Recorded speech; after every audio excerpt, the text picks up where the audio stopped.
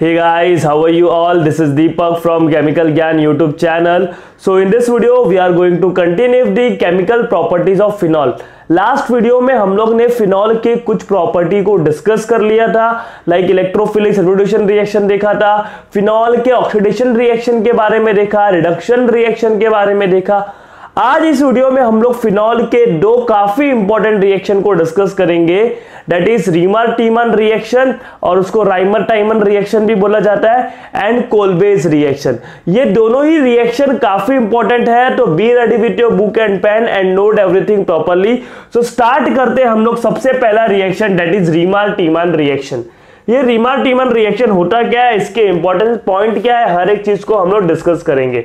तो let's start guys, let's start the reaction Riemann-Tiemann reaction। Riemann-Tiemann reaction, ये reaction काफी interesting और important reaction है। देखो ये रिएक्शन में होता क्या, हम लोग जब भी फिनॉल का रिएक्शन करवाते हैं, फिनॉल का रिएक्शन किसके साथ, क्लोरोफॉर्म के साथ, in presence of aqueous NaOH। तो आपको क्या क्या लेना है, एक तो NaOH लेना है, फिर क्लोरोफॉर्म CHCl3 क्लोरोफॉर्म लेना है। इतना करने के बाद उसका हाइड्रोलिसिस कर देना है। क्या कर देना है, हाइड्रोलिसिस। तो हाइड्रोलिसिस करने के बाद जो आपको प्रोडक्ट बनेगा उसका नाम होगा सैलिसल्डिहाइड। तो आपको फिनॉल से क्या बन जाएगा, सैलिसल्डिहाइड बन जाएगा। तो रिएक्शन देखते हैं कैसा होता है। इधर सेकंड, ये फर्स्ट स्टेप में हो गया। सेकंड स्टेप में आपको क्या करना है, हाइड्रोलिसिस करना है। तब आपको जो प्रोडक्ट मिलेगा वो क्या मिल जाएगा, सैलिसल्डिहाइड बन गया ना, salicylaldehyde. Is this clear to all of you कि कैसे ये रिएक्शन हो गया, वो तो मैं आपको बताऊंगा, बट आपको ये चीज याद रखना है, जब भी फिनॉल का रिएक्शन NaOH और क्लोरोफॉर्म के साथ होगा और सेकंड स्टेप में हाइड्रोलिसिस होगा, तो you have to remember this is Reimer Tiemann reaction. और इसमें जो प्रोडक्ट बनता है वो क्या बनता है, सैलिसल्डिहाइड बनता है। कौन सा प्रोडक्ट बनते हैं, सैलिसल्डिहाइड। क्लियर हो रहा है, इसके मैकेनिज्म को डिस्कस करते हैं। लेकिन आपको एग्जाम में अगर बोर्ड में आया रिएक्शन लिखने को, तो आपको कैसा लिखना है, देखो सबसे पहला फिनॉल, उसका रिएक्शन आपने एक्वियस NaOH और CHCl3 के साथ करवाया। तब आपको देखो इधर एक इंटरमीडिएट मिलेगा। ये आपको मालूम है, जब भी NaOH लेते हो तो जैसे H प्लस हट जाता है, Na लग जाता है। वैसे CHCl3 में भी क्या होगा, Cl माइनस इधर से एक H प्लस ले लेगा और इधर लग जाएगा CHCl2। इधर से क्या निकलेगा, Cl माइनस निकलेगा, CHCl3 है ना, Cl माइनस, और इधर से क्या निकलेगा, H प्लस, HCl बन गया और ये इधर आ जाएगा। तो ये एक इंटरमीडिएट बन गया। क्लियर हो रहा है आपको, ये बन गया। अब इसका आपको क्या कर देना, हाइड्रोलिसिस कर देना है। इसका क्या कर देना है, हाइड्रोलिसिस कर देना है। तो पहले इसका रिएक्शन वापस NaOH के साथ करवाओगे। NaOH के साथ जब रिएक्शन करोगे तब देखो क्या होगा, ये O माइनस Na प्लस अपने जगह रहेगा, इधर CHO आ जाएगा। क्या आ जाएगा, CHO। अब ये सब कैसे हुआ, ये देखो इधर आप बोलोगे सर NaOH के साथ रिएक्शन किया, कैसे CHO आ गया, तो वो मैं आपको मैकेनिज्म में बताऊंगा। लेकिन बुक के अकॉर्डिंग आपको ऐसा लिखना है आपके एग्जाम में। अब लास्ट स्टेप में आप क्या करोगे, हाइड्रोलिसिस, यानी HCl के साथ कोई भी एसिड के साथ रिएक्शन करवा दो।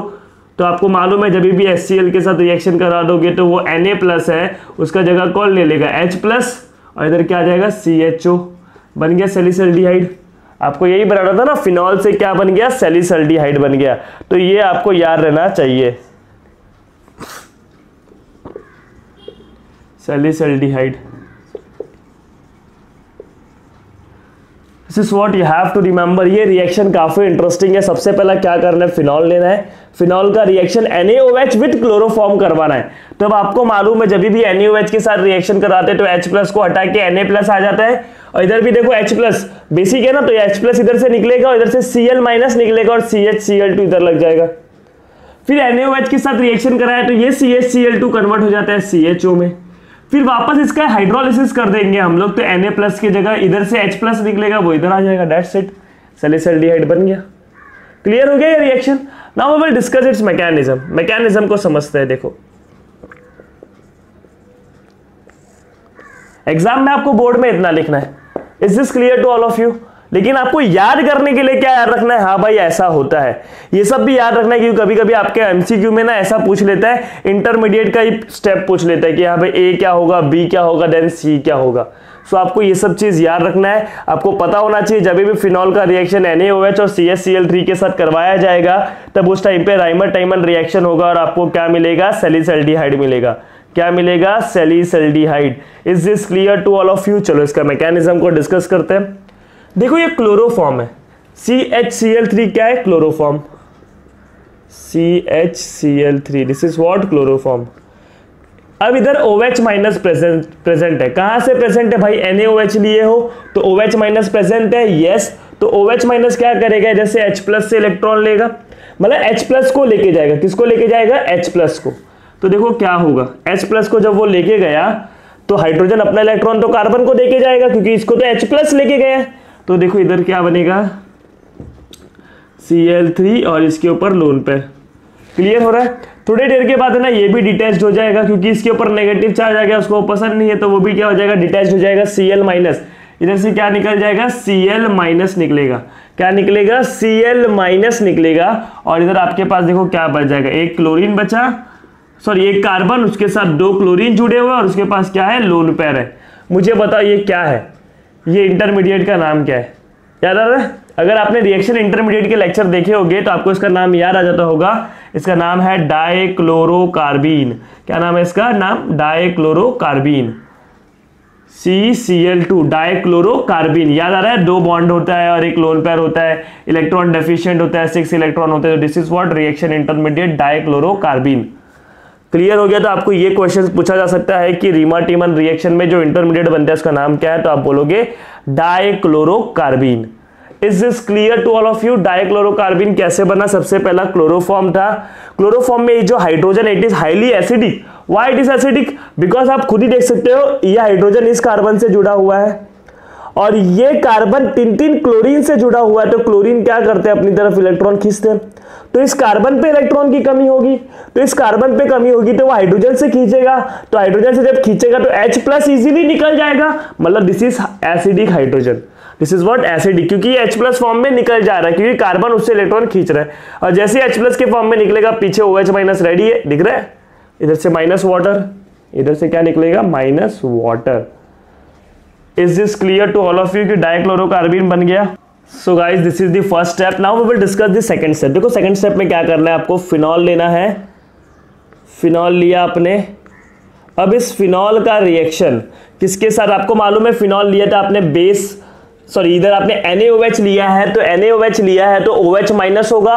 OH माइनस क्या करेगा, फिनॉल से H प्लस लेगा, फिनॉल इज एसिडिक, तो जब वो फिनॉल से H प्लस लेगा तो आपको भी पता है इधर क्या बनेगा, फिनॉक्साइड बनेगा। क्या बनेगा, फिनॉक्साइड बनेगा। Is this clear to all of you? जब इधर फिनॉक्साइड बनेगा तो इधर ये रेजोनेंस तो होगा, ये इलेक्ट्रॉन इधर आ जाएगा, lone pair become bond pair, bond pair become lone pair. अभी आप खुद बताओ ऑक्सीजन और कार्बन के बीच में डबल बॉन्ड बनेगा कि नहीं? यस। क्या ऑक्सीजन पे पॉजिटिव आएगा? नहीं आएगा, बिकॉज ये नेगेटिव था, नेगेटिव से न्यूट्रल हो जाएगा, नेगेटिव से न्यूट्रल, और इधर क्या आ जाएगा, नेगेटिव आ जाएगा, bond pair become lone pair. Is this clear? ऐसा कंटिन्यू चलता रहेगा। तो नेगेटिव चार्ज ऑर्थो, देखो इधर 2 तरफ ऑर्थो है और पैरा पे आएगा, नेगेटिव चार्ज ऑर्थो पे आएगा और पैरा पे आएगा, दोनों ऑर्थो पे आएगा और पैरा पे आएगा, मेटा पे नहीं आने वाला। अब देखो पिक्चर में कौन आएगा, ये कार्बिन आएगा, डाइक्लोरोकार्बिन। आपको मालूम है डाइक्लोरोकार्बिन एक इलेक्ट्रॉन डेफिशिएंट है। ये क्या है, एक इलेक्ट्रॉन डेफिशिएंट। इसके इसमें इलेक्ट्रॉन है और एक डब्बा खाली है। कार्बिन के बारे में आपने सीखा होगा, समझ रहे हो? तो जब डब्बा खाली, एक ऑर्बिटल वैकेंट है, तो वैकेंट ऑर्बिटल में क्या होगा, इसके इलेक्ट्रॉन्स जाएंगे। इलेक्ट्रॉन डेफिशिएंट होता है कार्बिन, क्या होता है, इलेक्ट्रॉन डेफिशिएंट। ये आपको पता होना चाहिए। कार्बिन से एक इंटरमीडिएट है जो कि इलेक्ट्रॉन डेफिशिएंट है। अब देखो क्या होगा, अब ध्यान से देखना, इधर ऐसा, इधर ऐसा, इधर डबल बॉन्ड O। आपको मालूम है जितने भी कार्बन है इधर बेंजीन रिंग में, 1 2 3 4 5, इसको छोड़ के जितने भी कार्बन है इधर सबके पास एक एक हाइड्रोजन होता है। तो इसके पास भी हाइड्रोजन है, ध्यान से देखना, इधर CCl2। अभी इसके पास लोन पेयर बचा है कि नहीं, इधर लोन पेयर बचा है कि नहीं, ये दिख रहा है। वैकेंट ऑर्बिटल में इलेक्ट्रॉन गया तो लोन पेयर स्टिल प्रेजेंट है, मतलब इलेक्ट्रॉन डेंसिटी क्या है, उधर ज्यादा है। इलेक्ट्रॉन डेंसिटी क्या है, ज्यादा है। तो जब इलेक्ट्रॉन डेंसिटी ज्यादा होगा तब ये क्या करेगा, इधर से देखो, ध्यान से देखना, ये हाइड्रोजन को इलेक्ट्रॉन देगा, H प्लस लेगा, इससे क्या लेगा वो H प्लस, और हाइड्रोजन अपने इलेक्ट्रॉन देके इधर चले जाएगा। तो इस कार्बन को देखना 1 2 3 4 बॉन्ड बनाया था, ये वाला बॉन्ड बनेगा तो 5 हुआ, तो ऑक्सीजन अपने इलेक्ट्रॉन को वापस खींच लेगा, ऑक्सीजन अपने इलेक्ट्रॉन को वापस खींच लेगा। तब देखना क्या बनेगा, इधर क्या बन जाएगा, इधर डबल बॉन्ड आ जाएगा, इधर डबल बॉन्ड, इधर क्या आ जाएगा CHCl2, CHCl2, इधर क्या आ जाएगा O-, और O- को बैलेंस करने के लिए NaOH था, NaOH में से OH- का यूज किया तो Na+ बचा है, तो आपका देखो ये बन जाएगा, बन गया कि नहीं, ये वाला इंटरमीडिएट ONa और इधर CHCl2 बन गया। अब इसका रिएक्शन वापस NaOH के साथ करवाओगे, जब इसका रिएक्शन वापस NaOH के साथ करवाओगे तो NaOH से क्या निकलेगा OH-, NaOH से क्या निकलेगा OH-, वो भी कितने कम, वैसे तो आपने बहुत सारे लिए तो बहुत सारे OH- प्रेजेंट है, तो ये दोनों OH- क्या करेंगे, इसके पास जाएंगे और न्यूक्लियोफिलिक सब्स्टिट्यूशन रिएक्शन होगा, मतलब क्लोरीन को हटा देंगे। ये भी न्यूक्लियोफाइल है, ये भी न्यूक्लियोफाइल है और ये भी न्यूक्लियोफाइल्स है, तो ये वाले गए, ये वाले निकल जाएंगे, Cl- क्या हो गए, निकल जाएंगे। तो आप ध्यान से देखो क्या बन गया, इधर O-, इधर देखो CH, इधर भी OH, इधर भी OH, बन गया कि नहीं। अब देखो क्या हो गया ना, अब ये O- Na+ है ना, O- Na+। सबसे पहली बार इधर सुनो, कभी भी एक कार्बन पे 2 OH ग्रुप नहीं होते तो जैसे आपको क्या करना है, वाटर निकालना है, क्या करना है, वाटर निकालना है, तो H2O वाटर निकल गया और इसके बीच में डबल बॉन्ड बना देना।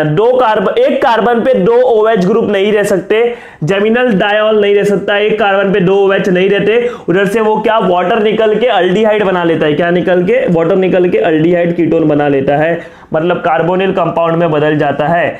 O-, देखो अभी हम लोग कहां पहुंचे, O- Na+ पे पहुंचे और इधर क्या हो गया CH डबल बॉन्ड O। मैंने यही बोला आपको, एक कार्बन पे 2 OH नहीं रह सकते तो वाटर निकाल दो तो CH और इसके बीच में डबल बॉन्ड बन जाएगा CHO।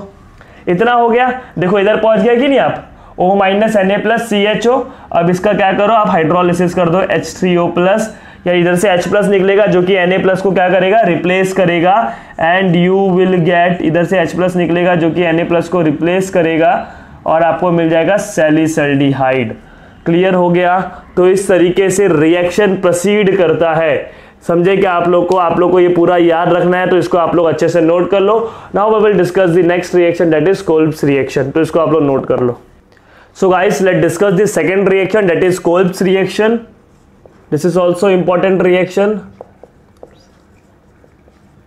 देखो कोल्ब्स रिएक्शन में हमको करना क्या है, कोल्ब्स रिएक्शन में क्या करना है, फिनॉल लेना है, फिनॉल का रिएक्शन पहले NaOH के साथ करवाना है, किसके साथ, NaOH के साथ।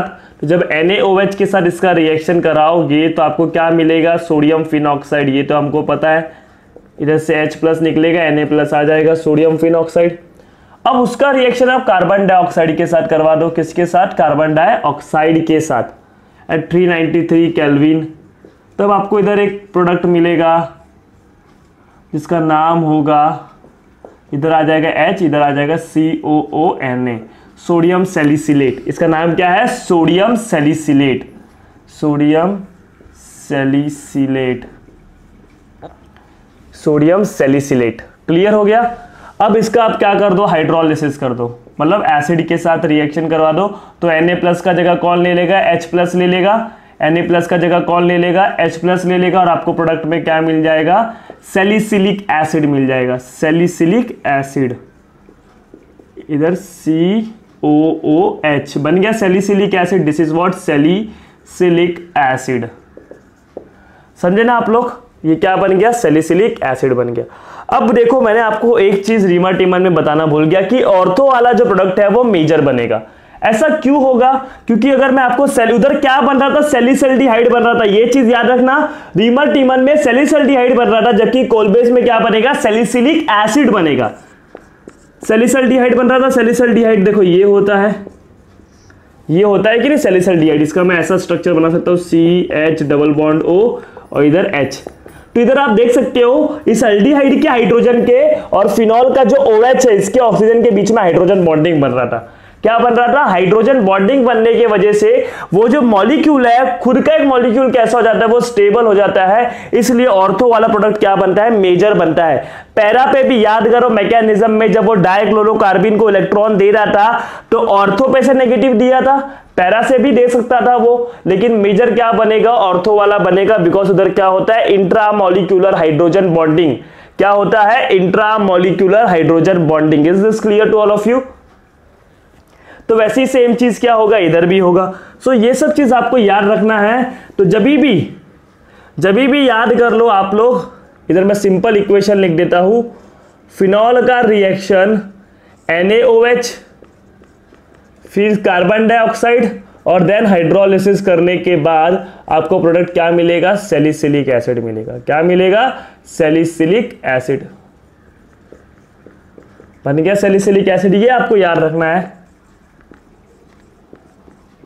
इसका अगर आप लोग IUPAC नाम लिखोगे तो ये एसिड है तो इसको आप मेन ग्रुप दोगे 1, तो बगल वाले को 2, इसको पहला प्रायोरिटी दोगे ना, बिकॉज ये एसिड है। बात समझ रहे हो? तो 2 hydroxy benzoic acid,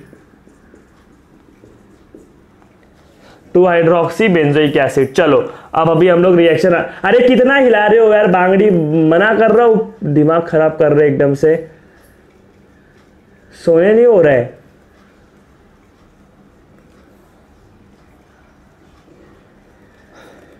So this is 2 hydroxy benzoic acid.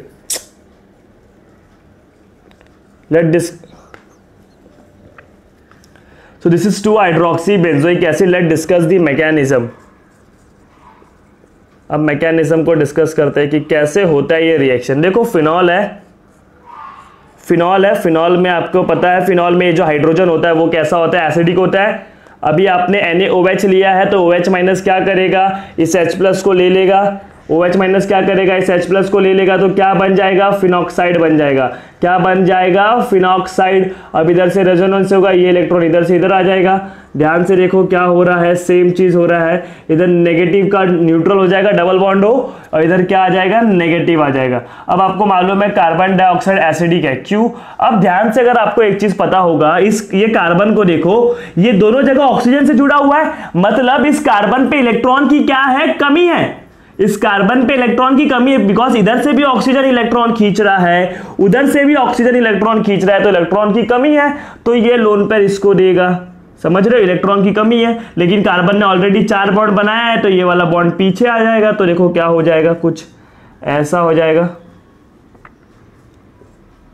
इधर डबल बॉन्ड O, इधर क्या हो जाएगा, C, कार्बन के साथ बॉन्ड जुड़ गया, डबल बॉन्ड O, और इधर O सिंगल बॉन्ड हो जाएगा, और इसके ऊपर क्या आ जाएगा, नेगेटिव। अभी आपको पता है जितने भी कार्बन है सबके पास हाइड्रोजन होता है, सबके पास इधर हाइड्रोजन है, तो ये O माइनस क्या करेगा, इस H प्लस से इलेक्ट्रॉन ले लेगा, इससे H प्लस लेगा, इलेक्ट्रॉन नहीं लेगा, सॉरी H प्लस लेगा, तो हाइड्रोजन अपने इलेक्ट्रॉन देके इधर जाएगा। जब हाइड्रोजन अपने इलेक्ट्रॉन देके जाएगा तो ये वापस खींच लेगा। सेम चीज हो रहा है रिएक्शन में, कोई चेंजेस ज्यादा नहीं है। मैकेनिज्म भी आप देखते होगे तो रीमर टीमन के जैसा ही है, H प्लस ले रहा है, वापस वो इधर फिनॉक्साइड बनेगा। देखो इधर O माइनस आ गया, इधर अपना बॉन्ड बन गया, इधर क्या बन गया, COOH। अभी बॉन्ड देखो COOH बन गया ना, C double bond OH, C double bond OH, carboxylic acid group आ गया COOH। अब इसका हाइड्रोलिसिस करवा दोगे, हाइड्रोलिसिस करवाओगे तो क्या मिलेगा, इधर से इसको H प्लस मिलेगा, जो कि ये इसके साथ लेके इधर क्या बना लेगा, सैलिसिलिक एसिड बना लेगा OH, और इधर क्या आ जाएगा, COOH। तो इस तरीके से हमारा रिएक्शन आगे की तरफ प्रोसीड करता है, दैट इज कोलबेज रिएक्शन।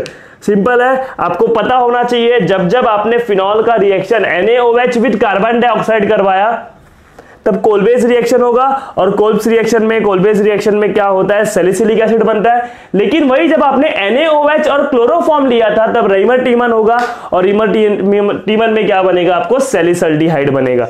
दोनों में ही ऑर्थो वाला क्या होगा, मेजर होगा। देखो इधर भी ऑर्थो बन रहा ना, नेगेटिव चार्ज इधर भी आएगा रेजोनेंस करके, हो सकता है कार्बन डाइऑक्साइड इधर से आ जाए, बात समझ रहे, लेकिन वो बनता ही नहीं ज्यादा, बनेगा कौन सा, ऑर्थो वाला। क्लियर हो गया, हाइड्रोजन बॉन्डिंग की वजह से। Is this clear to all of you? तो जितना भी पढ़ा है इसको प्रॉपरली अभी पहले आप नोट कर लो। सो गाइस फाइनली हम लोगों ने फिनॉल को कंप्लीट कर लिया। फिनॉल के इंट्रोडक्शन से लेके method of preparation, physical property and chemical property को भी डिस्कस कर लिया है। तो जितना भी मैंने पढ़ा है उस चीज को आप लोग प्रॉपर्ली रिवाइज करते रहो। नेक्स्ट लेक्चर में हम लोग स्टार्ट करेंगे ईथर के बारे में। देखो हमारा टॉपिक धीरे धीरे खत्म हो रहा है, अल्कोहल हो गया, फिनॉल हो गया, वैसे 2-3 लेक्चर में ईथर भी कंप्लीट हो जाएगा। लेकिन आपका पढ़ के कंप्लीट हो रहा है कि नहीं आपको पता। सो मैं बोलूंगा आप लोग अपने पढ़ाई पे फोकस करो और जितना हो सके उतना ज्यादा पढ़ाई किया करो। और अगर ये वीडियो अच्छा लगा होगा तो वीडियो को लाइक करना, शेयर करना और चैनल को सब्सक्राइब करना। In next video we will start ether, so for that video press the bell icon. Till then bye, take care and thank you so much for watching this video.